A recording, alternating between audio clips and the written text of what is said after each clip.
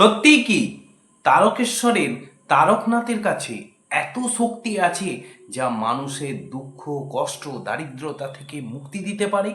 তাই লক্ষ লক্ষ ভক্ত শেওড়াফুলির নিমাই তীর্থ ঘাট থেকে জল নিয়ে তারকেশ্বর পৌঁছায় প্রায় 40 কিলোমিটার পায়ে হেঁটে। এর পিছনে কি কাহিনী রয়েছে আজকে আমি আমার ভিডিওতে পুরোপুরি পরিষ্কারভাবে আপনাদেরকে বলবো এর সত্যতা। Welcome to our channel Suman Sunanda vlogs. তো বন্ধুরা, প্রত্যেকটা মন্দির এর দেবতার পিছনে রয়েছে একটা বিরাট ইতিহাস। সেই রকমই তারকেশ্বরের তারকনাথের পিছনেও রয়েছে একটা বিরাট ইতিহাস, যে ইতিহাস আজও মানুষের কাছে অজানা। তবু জেনে হোক না জেনে হোক লক্ষ লক্ষ ভক্ত এই পবিত্র শ্রাবণ মাসে কিন্তু বাবার মাথায় জল ঢালতে যায়। তাও শেওড়াফুলির গঙ্গার নিমাই তীর্থ ঘাট থেকে প্রায় 40 কিলোমিটার দূর পায়ে হেঁটে পদযাত্রা করে বহু কষ্টে কিন্তু বাবার মন্দিরে পৌঁছায়। কেন? পুণ্য লাভের ইচ্ছায়, মনোবাসনায় পূর্ণ করার ইচ্ছায়। মানুষের আজ কত রকমের সমস্যা। কেউ হয়তো আর্থিকভাবে জর্জরিত, কেউ ভাবে মানসিকভাবে জর্জরিত, কেউ হয়তো সত্যি কথা বলতে কি আজ বয়স পেরিয়ে যাচ্ছে, বিয়ে হচ্ছে না, একটু বাবার কাছে প্রার্থনা করে যদি তার বিবাহ সম্পন্ন হয়ে যায়। কত রকমের মানুষের সমস্যা রয়েছে। সেই সমস্যা কিন্তু বাবা তারকনাথের কাছে সমাধানের পথ রয়েছে। তো এর ইতিহাসটা কি আজকে আমার ভিডিওতে পুরোপুরি বলবো। হয়তো অনেকের জানা এই ইতিহাস, বেশিরভাগ জনার কাছেই এই ইতিহাসটা আজও অজানা, গোপনে রয়ে গেছে। কিন্তু আজ আমার ভিডিওতে অবশ্যই আপনাদেরকে সত্যি কথা বলতে কি, পুরো ভিডিওটা দেখলে আপনি বুঝতে পারবেন যে বাবা তারকনাথের মহিমা যতই না করি ততই কম হয়ে যায়।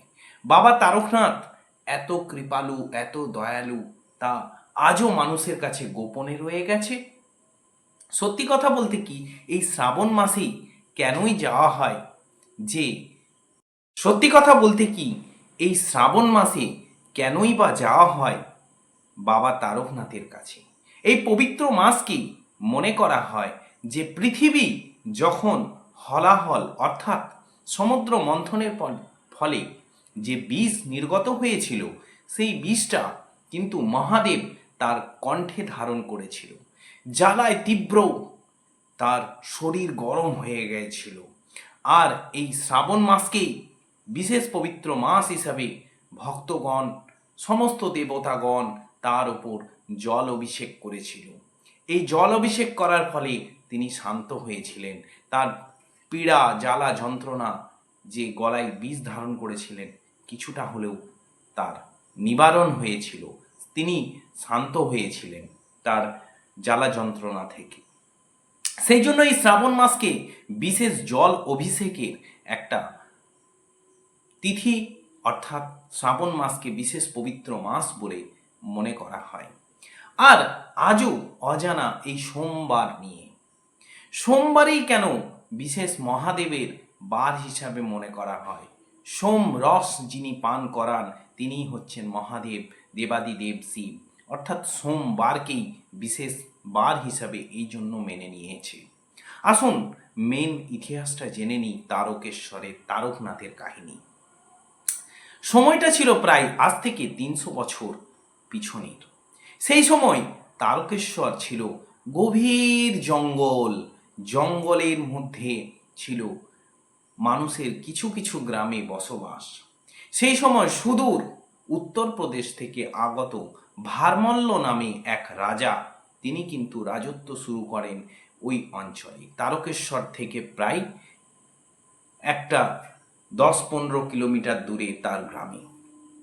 আপনাদেরকে বলে রাখি, এই সময় ভারমল্ল যেখানে রাজত্ব করছিলেন তার ছিল একটা অনেক বড় একটা গোশালা।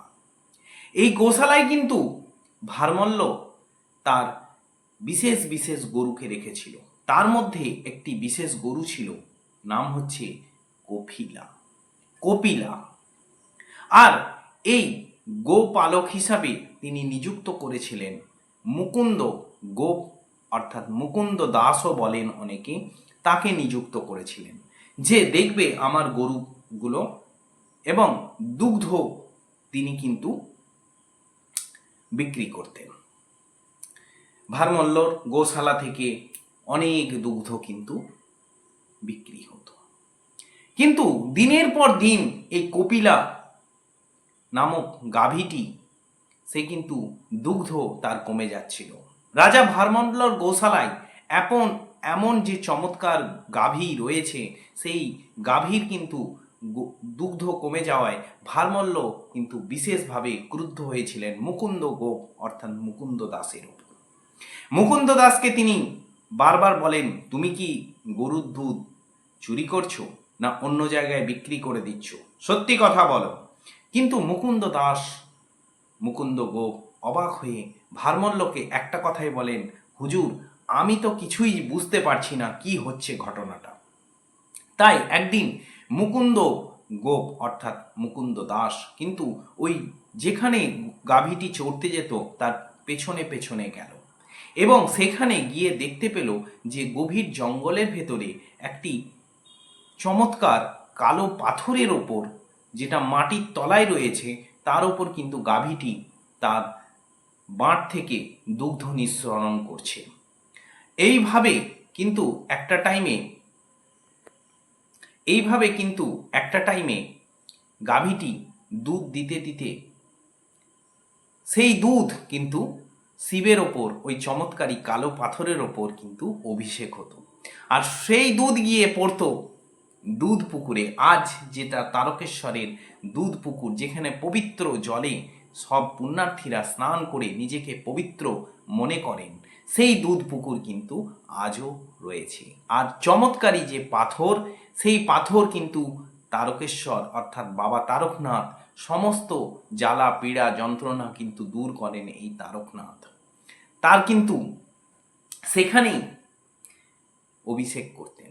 আর সেই কাহিনী কিন্তু রাজা ভারমল্লকে গিয়ে এই মুকুন্দ গোপ বলে। রাজা বিশ্বাস না করায় রাজাও কিন্তু এই দৃশ্য দেখতে আসেন এবং দেখেন সত্যি চমৎকার হয়ে গেছে। পরবর্তীকালে রাজাকে কিন্তু মহাদেব একটা স্বপ্নাদেশ দিয়েছিল এবং বলেছিল, যেখানে আমি জঙ্গলের ভেতর রয়েছি, আমি সেই জঙ্গলেই তুমি একটা মন্দির তৈরি করো এবং আমাকে পুজো করো। পরবর্তীকালে রাজা ভারমল্ল আজ যেটা তারকেশ্বরের মন্দির, সেখানেই কিন্তু আটচালা মন্দিরটি নির্মাণ করেন এবং মহাদেবকে গভীরভাবে পুজো নিবেদন করেন। বাবা তারকনাথের কৃপায় আজ শত শত ভক্ত তার বিভিন্ন মনোবাসনা কিন্তু পূর্ণ করছেন। আর এটাও মনে করা হয় যে এই মন্দিরে কেউ যদি মনোবাসনা নিয়ে আসেন, তার মনোবাসনা কিন্তু তারকনাথ কোনোভাবেই ফেরান না। তাই অবশ্যই আপনারা কমেন্টে লিখুন, হর হর মহাদেব, জয় তারকনাথের জয়। দেখবেন আপনারও মনোবাসনা পূর্ণ হবেই হবে। যাই হোক, আজকে এই ছোট্ট ভিডিওর মাধ্যমে কিছুটা কাহিনী আপনাদেরকে বললাম। আরও কাহিনী রয়েছে, একটা ছোট ভিডিওর মাধ্যমে বলা সম্ভব নয়। আগামী দিনে অবশ্যই আরেকটা ভিডিও বানিয়ে দেব।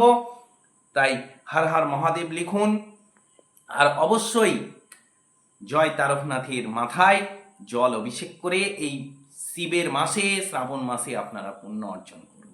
আজকের ভিডিও এখানেই শেষ করছি। ভিডিওটা ভালো লাগলে অবশ্যই কি করবেন, চ্যানেলটাকে সাবস্ক্রাইব করে রাখবেন, ভিডিওটাকে লাইক করবেন, অবশ্যই কমেন্টে লিখবেন হর হর মহাদেব। অবশ্যই শেয়ার করতে ভুলবেন না, এই কাহিনী সবার জানার অধিকার আছে, শেয়ার করে দিন। আর অবশ্যই কমেন্টে লিখুন হর হর মহাদেব, জয় কৃষ্ণ কালী মায়ের জয়, জয় গোবিন্দের জয়, যেটা খুশি একটা ঠাকুরের নাম লিখুন, আপনার কাছে সুখবর পৌঁছাবেই। এটা আমার বিশ্বাস। গুড বাই, আজকের ভিডিও এখানে।